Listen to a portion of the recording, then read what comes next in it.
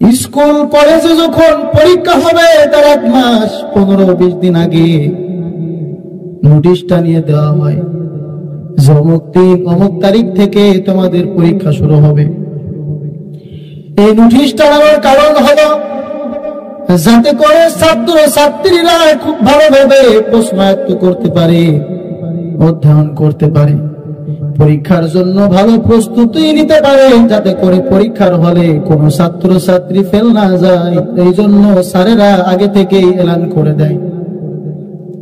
কিন্তু কোনো প্রশ্ন বলে দেয় না, বলে দেয় অনেক দিন থেকে তোমাদের পরীক্ষা শুরু হবে।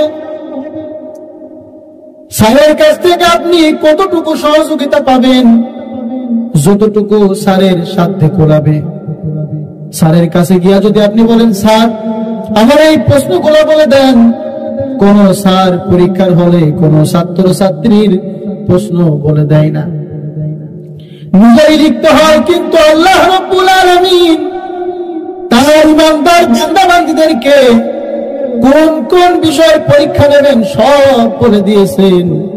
আর বলার কারণ হলো আমার কোন বান্দাবান্দী যেন ইমানের পরীক্ষায় ফেল না করে। সেই বিষয় হলো আল্লাহ বলতেছেন ওয়ালা নাবলুওয়ান্নাকুম বিশাইইন মিনাল খাউফ ওয়াল জু'ই ওয়া নাকসিম মিনাল আমওয়াল ওয়াল আনফুসি ওয়াত থামারাত ওয়া বাশশিরিস সাবিরিন। আল্লাহ বলতেছেন কিছুটা ভয়ের মাধ্যমে আমি আমার বান্দাবান্দীদেরকে পরীক্ষা করব। 1 নাম্বার বলে দিলেন হলো ভয়। এই ভয় দুনিয়ার মানুষের ভয় না, এই ভয় কোন সাপের ভয় না, এই ভয় কোন বাঘের ভয় না, এই ভয় কোন জীবজন্তুর ভয় না। আল্লাহ বুঝাতে চাচ্ছেন তুমি ইমানদার, তোমাকে ভয় দেখানো হবে। তুমি ঈমান এনেছো, ঈমান আনার কারণে তোমার উপরে অত্যাচার নির্যাতন জুলুম হবে। তুমি তাদের মারের ভয়ে, তাদের চক্রান্তের ভয়ে, নির্যাতনের ভয়ে, জুলুমের শিকার হয়ে তুমি আবার ঈমান ছেড়ে দাও না, ঈমানের উপর বিচল থাকো। আল্লাহ রাব্বুল আলামিন তার বান্দা বান্দীদেরকে এই ভয়ের কথা বলেছেন। এই ভয় যদি আপনাদেরকে বুঝতে হয়, সাহাবায়ে কেরামেরা বিভিন্ন সময় তারা ভয়ের পরীক্ষা দিয়েছেন। তারা ভয়ের এমন চূড়ান্ত পর্যায়ে পৌঁছে গিয়েছে, তাদেরকে আল্লাহ রাব্বুল আলামিন এমন ভাবে পরীক্ষা করেছেন, তার পরীক্ষা উত্তীর্ণ হয়েছেন, পাশ করেছেন। কিন্তু সাহাবায়ে কেরামের যেই পরীক্ষা নিয়েছেন, ওই পরীক্ষা যদি আমার আপনার মতো ইমানদারের নেওয়া হয় তাহলে আমরা ফার্স্ট ডিভিশনে ফেল করব। কারণ হলো সাহাবায়ে কেরামের যে ঈমান ছিল ওই ঈমান কিন্তু আমাদের নেই। তাদের ঈমানের ভিতরে কোনো দুর্বলতা ছিল না, কিন্তু আমার আপনার ঈমানের ভিতরে অনেক দুর্বলতা আছে।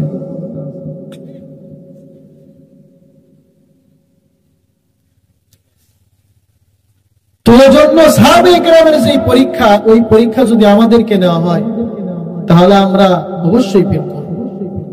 কারণ 1 ক্লাসের ছাত্র যদি আপনার ওই 2 এর একটা সহজ প্রশ্ন দেওয়া হয়, 1 এর যে সব থেকে ভালো ছাত্র, ওই ছাত্র কি পরীক্ষায় পাশ করবে না ফেল করবে? অবশ্যই পরীক্ষায় ফেল করবে।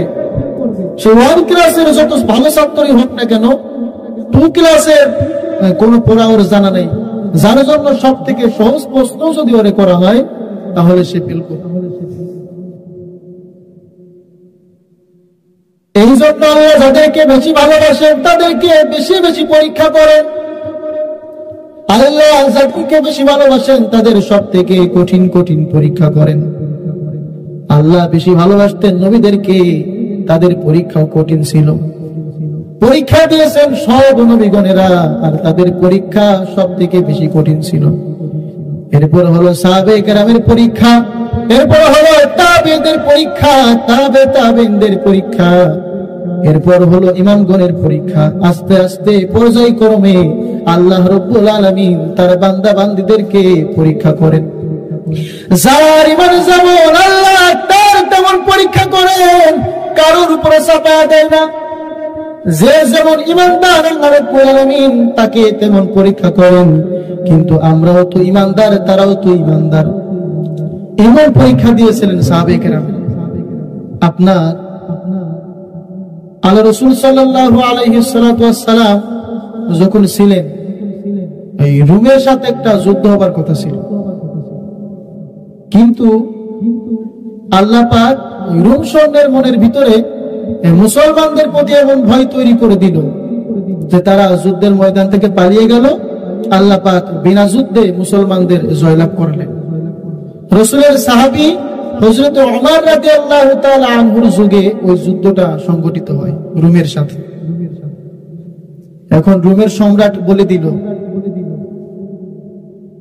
যে যুদ্ধে তোমরা জয় হও আর পরাজয় বরণ করো, আমার আফসোস নেই, কিন্তু মুসলিম একটা স্বর্ণদলকে আমি আমার কাছে চাই, তোমরা তাদেরকে আমার দরবারে ধরে নিয়ে আসবা।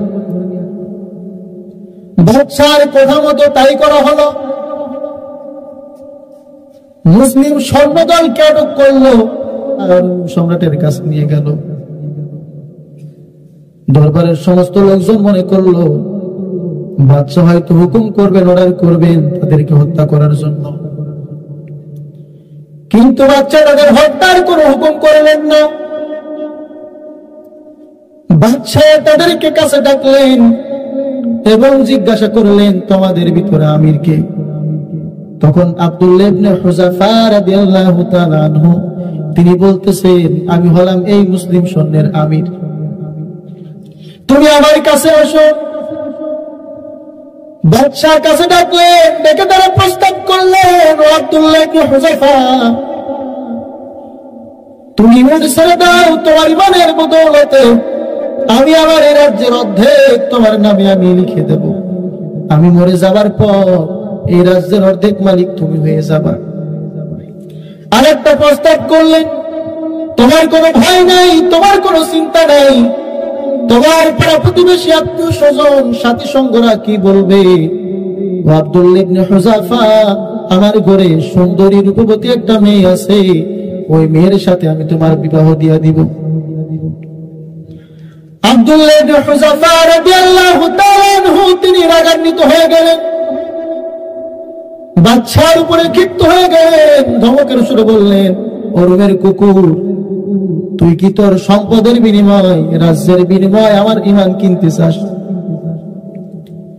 জাহেলিয়াতের যুগের ঈমানদার ছিল, তারা কুফর ছেড়ে ঈমানের পথে এসেছে। এখন তাদের কাছে ঘৃণিত ব্যাপার হলো কুফরি, আর তুই আমারে ঈমান ছেড়ে দিয়ে কুফরি গ্রহণ করতে বলিস? এইভাবে ধমকের সুরে বললেন। বাদশা রাগান্বিত হয়ে গেল আর বলল এই প্রস্তাবে কাজ হবে না। তিনি বললেন একে জেলখানায় আটক করো। সমস্ত মুসলিম সৈন্যকে জেলখানায় আটক করা হলো।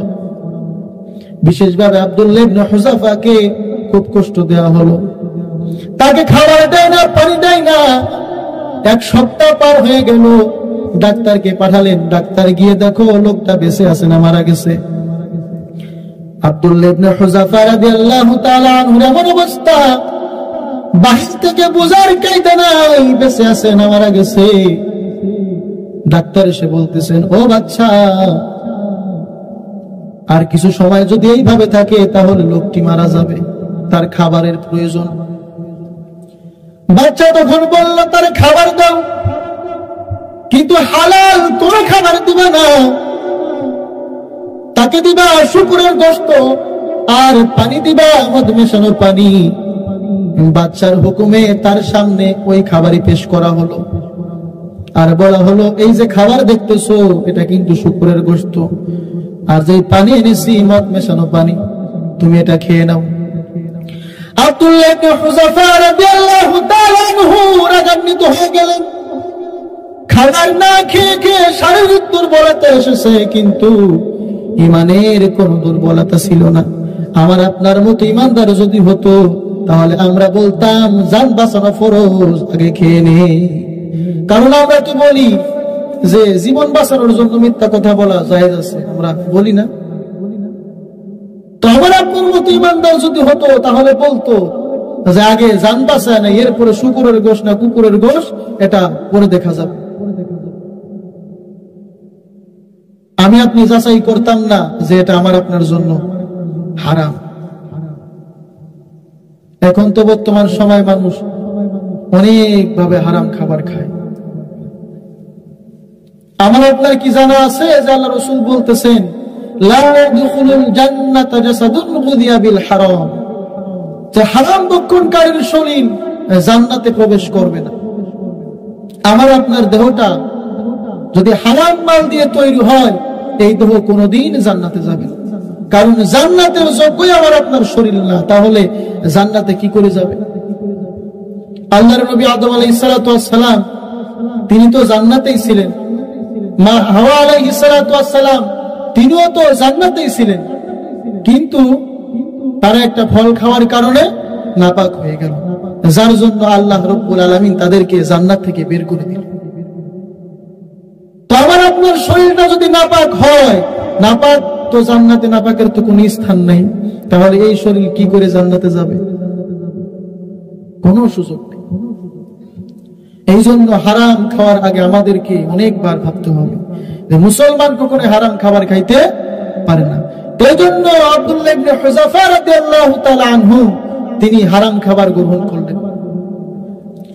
বাচ্চা দেখলে তো কাজ হয় না, এমন ইমানদার মরে যেতে প্রস্তুত, কিন্তু হারাম খাবার গ্রহণ করতে রাজি নাই।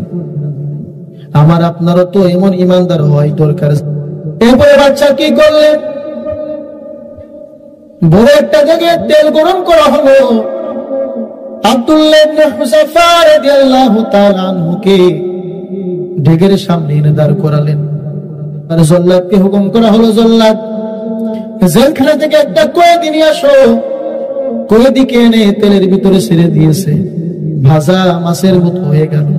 আব্দুল্লাহ ইবনে হুযাফা রাদিয়াল্লাহু তাআলা আনহু তিনি তার চোখ থেকে পানি ছেড়ে দিলেন। বাদশা মনে করেছে কাজ হয়েছে, মনটা গলে গেছে, মৃত্যুর ভয় এসে গেছে, এই চিন্তা করলেন। কিন্তু আব্দুল্লাহ ইবনে হুযাফা মৃত্যুর ভয়ে কান্না করে নাই।